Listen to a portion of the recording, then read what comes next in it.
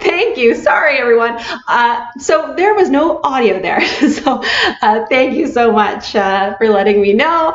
We are now have audio. There we go. So I will say my spiel again, and it is 10:30 Mountain, 12:30 Eastern, and 9:30 Pacific. So we will get going into it. My name is Emily Johnson. I am the founder and creative director of Stronger You Senior Fitness, Canada's first pre-choreographed senior fitness series. And every Friday, almost every Friday, I'm here with you, giving you tips, tricks, and strategies to have exceptional senior fitness programming in the variety of settings that you may work. So if you work in fitness or recreation with older adults, or you want to, this is definitely the right spot for you for the next 30 minutes. And if you support anyone who works in fitness or recreation with older adults, then stick around as well. And if you can't stick around, that's okay. You can watch the replay on the Stronger You Senior Fitness LinkedIn or Facebook pages, as well as on our YouTube channel. This is episode 20, and you can watch all 20 of the episodes after we're done today on our YouTube channel on both of those platforms as well. Very good. So as you're going through, feel free to ask questions, share your experiences, share what you're doing as we talk about these various aspects. And if you're on, I'll just repeat out what you've written so the people on the opposite platform, LinkedIn or Facebook, can see what you're doing here. So let me make sure I can see my LinkedIn people here. Perfect. Facebook looks good. Awesome. So today we're talking about group fitness in the new normal. Now, I don't know about you, but I feel like when I look back 11, almost 12 weeks ago when this all first started, I did not expect this to take 11 to 12 weeks until we'd be talking about things reopening. And I think now we've all realized that things are not going back to the way they were. They're not going back to normal. Instead, it's going to be a new normal. And in group fitness, we're going to talk about what that means, especially when working with older adults. It's very, very exciting to be talking about reopening, and every province is kind of at a different stage of that and what's going to be allowed. But I think the one thing we have to keep in mind is working with older adults, this is the most at-risk population for COVID-19. Last week, we talked about chronic conditions, and I talked about how 75 to 80% of older adults have one or more chronic conditions. So the populations that we're working with are the most at risk. And so we need to be extremely diligent and putting precautions in place in order to protect that population, while also getting them physically fit again. Not just older adults, but everyone during this time has probably lost some percentage of their overall fitness just due to being at home more, not going out, not doing our usual things. If both of you used to go grocery shopping in your household, only one was allowed to go grocery shopping. So these are small things, but they do mean that we sometimes see a decline in physical ability. So let's talk about what this all means. Advance my slides here. There we go. So number one, you need to prepare for your reopening. And I'm going to talk to both people who might work in a community center, or they work in senior living, or they work in a gym setting. I'll kind of talk to both groups and give you some tips and tricks. So number one, you have to figure out what is your class capacity and setup going to be. Now, for some of you, this might not even be up to you, depending on your municipality or your province. They might have set out very specific guidelines of how many individuals you're allowed to have. So follow your provincial guidelines. We're not going to get into specific provincial guidelines today because I know we've got people from across Canada joining and even other countries as well. So please refer to your specific regulatory authorities. But at very minimum, I think the one thing that all experts agree on is this social distancing. So at the very least, you want to look at your space, whether it's in a studio or a recreation space, or it's the space you rent, and you want to be able to map out that 6 feet, that 2 meter distance. And more than just that, it could be, 6 feet, mark a spot on the floor, 6 feet. I would even recommend going as far as going 6 feet, create a box that a normal person with outstretched arms would fit into, and then go go another 6 feet, because as we know in fitness, there does tend to be a little bit of movement depending on if it's standing or seated fitness. So we need to take into account that space. So really that's going to be your first thing, either your provincial regulation or it's going to be your space. That's going to limit how many people you're going to be able to have in your classes. And then further to that, what is your setup going to be? If you used to do a circle or a semicircle, maybe you have to go to rows, because maybe rows are going to give you the most amount of space possible, or maybe it is going to be going around the perimeter of the room. So that's something you're going to have to think about, is how can you set up your space to be able to do the most good for the most amount of people, but also keep your participants safe as well. So let's say now you've got your capacity, you know the number of people you're allowed to have. How are you going to fill those numbers? How are you going to get those butts in seats or people standing in the newly made squares on the floor? And so you might want to think about doing class reservations. There could be, you could say maybe first come, first serve is going to be the route you go. Maybe class reservations, maybe it's class assignments. In the early stages, I definitely wouldn't recommend first come, first serve. You're going to probably have a whole bunch of people excited to get out into the world, and it's a real letdown when you go to your favorite class and you realize, oh, there's no space, and also causes problems with people congregating too that you're going to run into. So I'd recommend either going the class reservation route or the class assignment route. With class reservations, you allow people to reserve a spot, and based on the number of spaces that you have and the number of participants you normally have, you might decide that you want to have people come to 3 classes per week, as an example, or 5 classes per week, or 2. So know how many participants you have and how many class options you have, and you'll have to figure out what makes sense there. With a class assignment, that might mean that you have a ton of people and you're going to say, sorry, we can only do 3 per week, and you're going to assign people their 3 classes that they get to come to attend. That one is particularly good if you don't have the manpower or an organization system in order to handle class reservations. Of course, if someone's reserving, there needs to be someone answering an email or a phone number in order to put those people into the classes that they want. So you might want to go the assignment route if you don't have that capability. What classes to offer? So then you got to look at your offering. You know how many people you can have in your class now. You know how you're going to get the people into the class. Next, you want to think about what are you going to offer. And we're going to talk more about this in a little bit, but generally speaking, you're probably not going to want to offer classes that have too much movement around a room. So for example, line dancing. Line dancing, super fun, but I think I love to dance, but I've been known to go a left or a right by accident, and then or someone next to you goes right or left by accident, and you end up bumping. So that's something you probably would want to stay away from. Some classes have people sort of walking around a room, moving in different directions. So probably in the early stages, you want people sort of staying in their square, in their space, so not only to protect themselves, but so they are protecting others as well. And we'll talk more about that in a little bit. You also have to think about the use of equipment. So if you are going to go the class assignment or reservation route, there's actually a pretty cool opportunity here to ensure that people are using the right weight. So let's say you're going to do a weights and bands class. You can actually call your individuals and you can say, I'm going to be assigning you on the Monday class at 10 o'clock. Your chair is going to be set up for you. What weights do you normally use? And let's say they say, oh, I usually use a 1 pound weight. Okay, if you joined my lives before, you know that 1 pound weights are one of my pet peeves.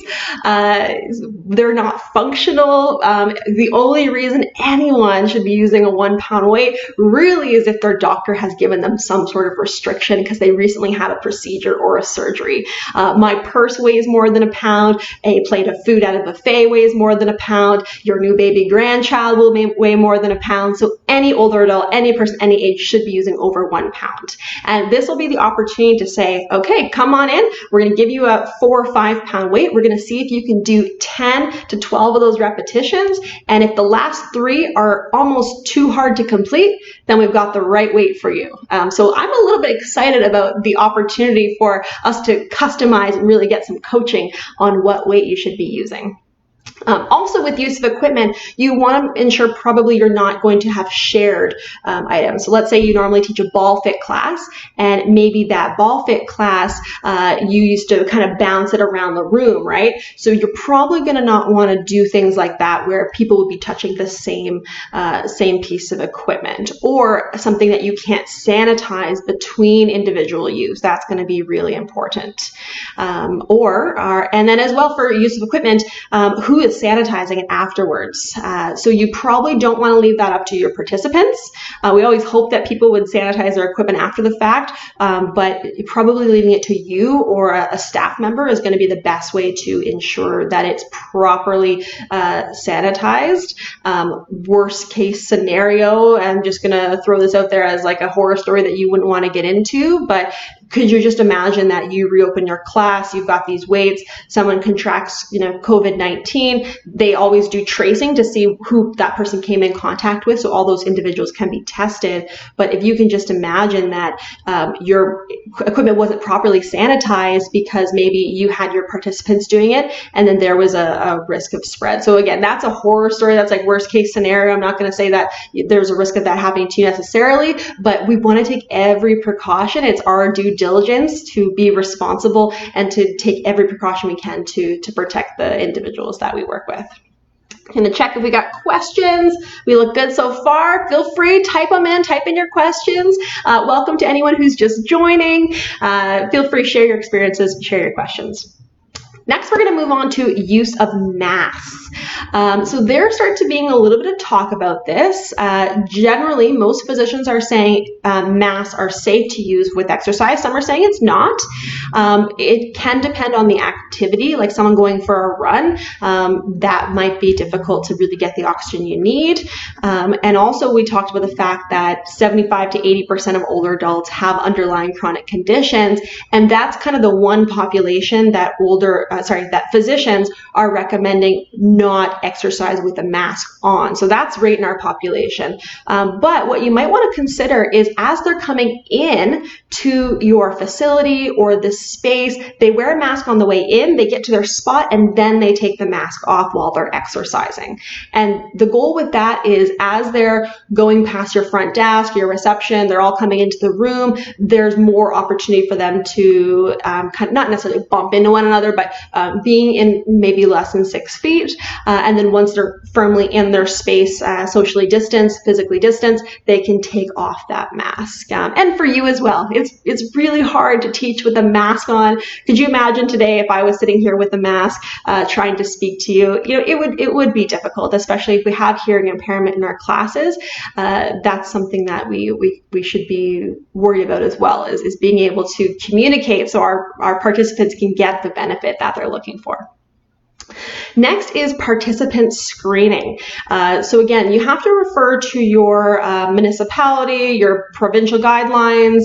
Most provinces have their own specific screener that they're using. And some of it is, things like taking temperature. So do you need an infrared thermometer in order to allow individuals to come into your class? And this, again, this is your responsibility to ensure that everyone you're allowing into your class is not showing any symptoms of COVID-19 and they are deemed safe to interact with others. So keep an eye on your provincial regulations around this because, we're going to be getting into allergy season depending on where you are in Canada. And so I know for me, I usually have allergies every year. And so I will be starting to maybe exhibit some COVID-19 symptoms, but it would really just be allergies. Or maybe you do have COVID-19 symptoms, but because I get allergies every year, maybe I won't be thinking as much of like, oh, these could be COVID symptoms. So, things like temperature, things like asking people those questions on those provincial screeners is another layer of safety for you to do. Also thinking about entering and exiting your class. So what will your system be? Will you have people wait in the hall, socially distanced in a line, and have them in order of their chairs? That could be quite difficult, but you could say, give them each a number and they line up according to their number. And then having the front row enter in first, then fill up the back row, and then you do the reverse on the way out. So having the back row leave first and then the front row. So I hope I'm not overwhelming you guys in the first few minutes here, but we really these are a lot of little things that you want to do in order to keep your participants safe. Just a look here. Perfect. Oh, Tessa, thank you so much. Tessa's just saying about the sound. I was muted when I first started. That was not your computer. That was just my system. I had to unmute myself. So very good. All right, last two here on this slide. So cleaning, thinking about your cleaning practices. What are you going to be doing? How is it going to be different from what you did before? Do you need certain chemicals that you didn't use before? This is a time to critically look at our cleaning practices and what you're going to put into place. And finally, what are your rates going to be? If you used to charge a flat rate, let's say, $50 a month, and they could come do whatever classes they want, you might not be, well, you probably won't be able to do that anymore. And if you have to go down to 3 days per week, does it make sense, or is there value for your customer to pay that same amount of money, but only come for 3 days a week? Now, on the flip side, you also have to take into account the extra precautions you're going to be taking, the cleaning, the possible extra staff you have to take on. And when you look at all that, plus the overhead costs of renting a space or having your own building, are you able to offer your services at the same rate? You actually might need to increase the cost that you charge per class in order to continue giving those classes to your participants. So all I would say is, look critically, make an important business decision, and hopefully you've built that your rapport with your participants. And if you explain to them, these are the new rates, these are when you can participate, these are the reasons why, these are all the things I've put in place, then hopefully they would understand, yep, still good value for money. I thank you for putting all those extra things in place. Looking forward to still coming to your class. Okay? So that is a lot. I know it's a lot. So this is all how we're preparing for the reopening. You have to have all these things in place before we go on to the next item, which is checking in with your participants. So I would hope that all of you have been checking in with your participants throughout this process, whether you've been doing virtual classes, or you've been giving them printouts, or recording videos for them, whatever it might be. Hopefully you have been checking in with them. But if not, get your plan in place. And then that's when you want to reach out and say, hi, Mary, I know we haven't touched base in a long time. We're getting ready to reopen. I'm sure you've heard, in the provincial news or wherever it is that, gyms are going to be opening soon. Fitness is going to be back, whatever it might be.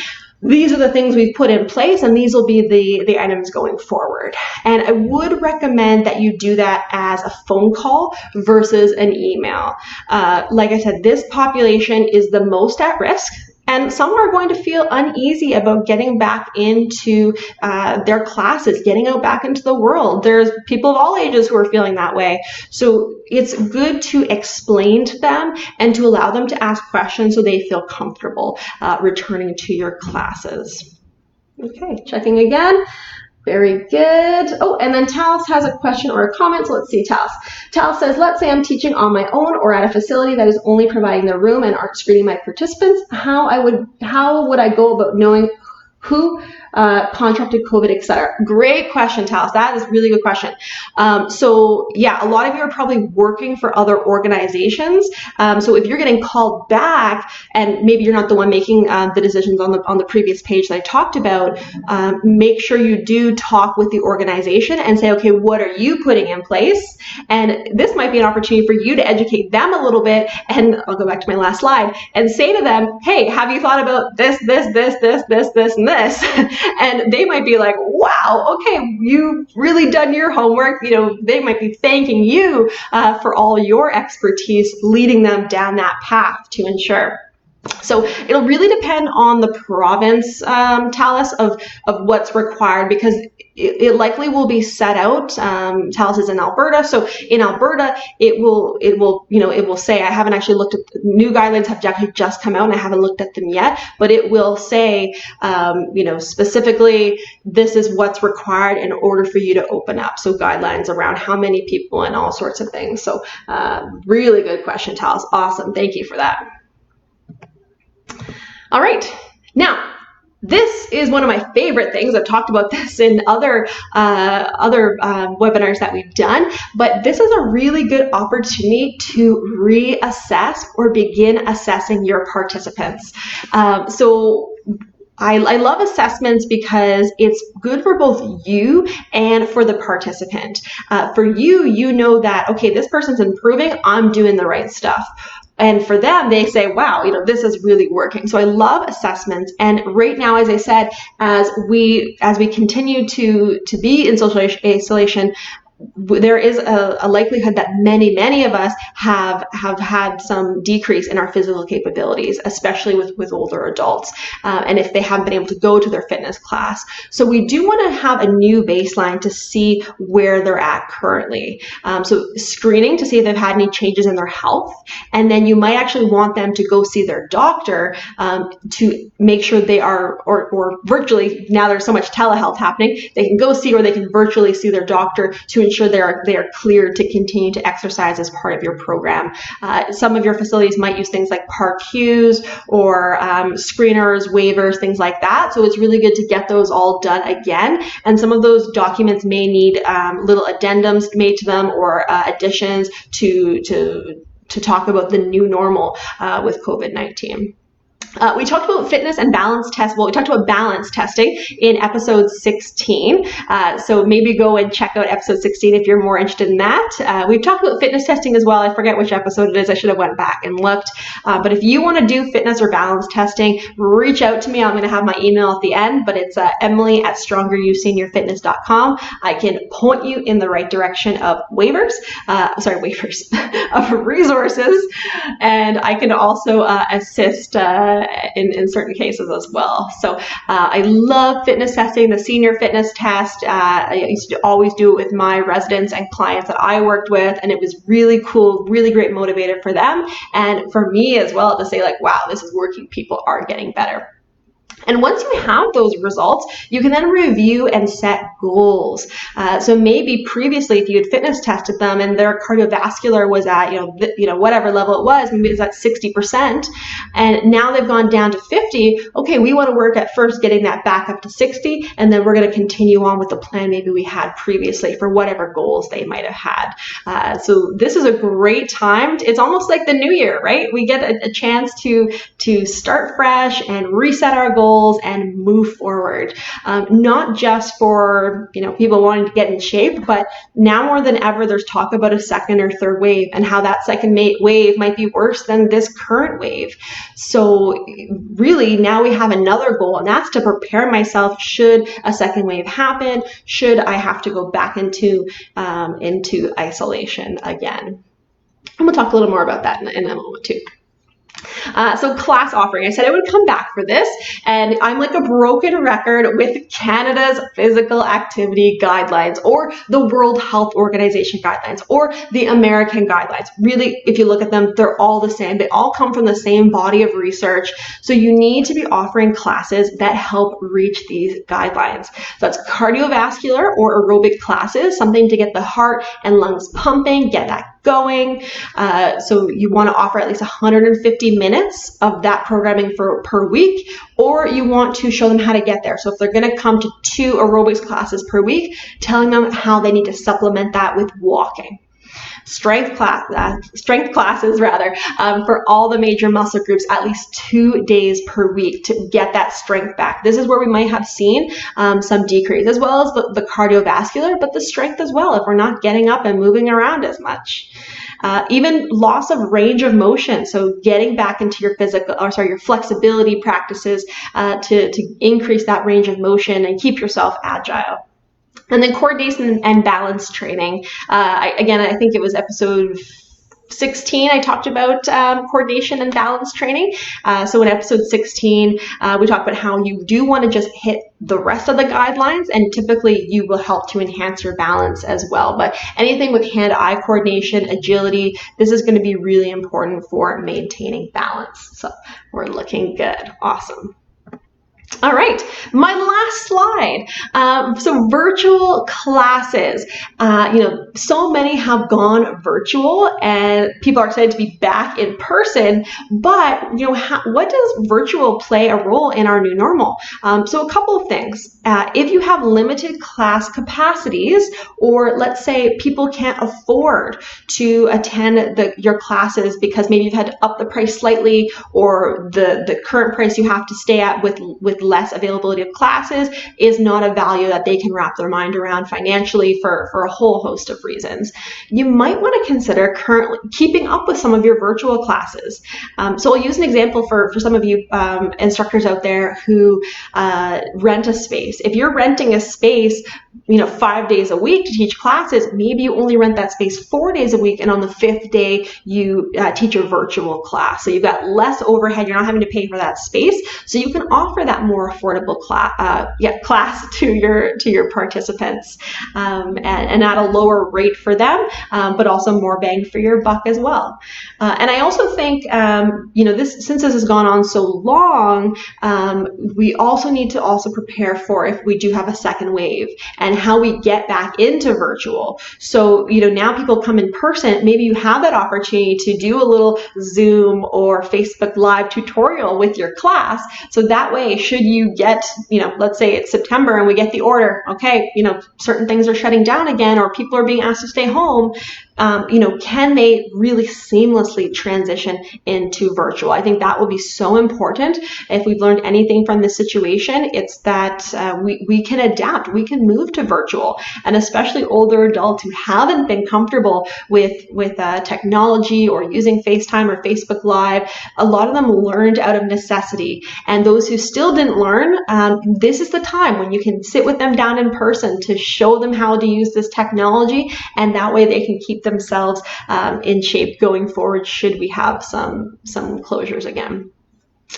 So that is all I have for you today. It's exciting times that we get to go, out back into the world in some sense, but it also, we have to be cautious.